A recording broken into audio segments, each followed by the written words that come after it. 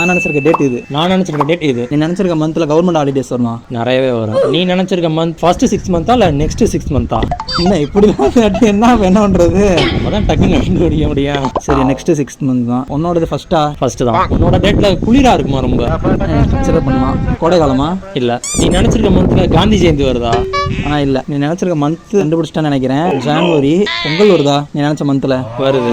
Okay கண்டுபிடிச்சிட்டானே. Month 31 நாள் இருக்கு. உன்னோட மந்த்ல சுதந்திர தினம் வருதா? இல்ல. அது ஹாலிடேஸ் இல்லாத நாளா நீ நினைச்சது? கவர்மெண்ட் ஹாலிடேஸ் இல்லாத நாள். எனக்கு சரியா தெரியல. ஆனா நான் நினைச்ச வரைக்கும் இல்ல. மந்த் என்ன நான் கண்டுபிடிக்கலையே. வருஷத்துல 3rd குவார்டர் அது. வருஷத்துல 3rd குவார்டர் கிடையாது. ஃபர்ஸ்ட் 15 செகண்ட் 15 செகண்ட் 15 நவம்பர்னு நினைக்கிறேன். நினைச்சது கேள்வி மூலமா தான் கன்ஃபார்ம் பண்ணது. குழந்தைகள் தினம் வருமா அவனோட மந்த்ல? வராது. என்னது இது? எல்லாம் அக்டோபர் இல்ல, ஆகஸ்ட் இல்ல, நவம்பர் இல்ல.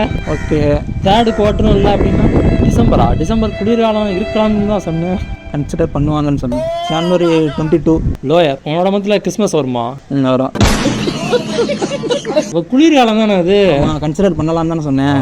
அது தெளிவில்லாத சொல்ல மாதிரி. அது நான் அப்படித்தான் கொடுப்பேன். கன்சிடர் பண்ணலாம். அப்படி பார்த்தா அப்படியே கண்டுபிடிச்சிருந்துருப்பானே நானு.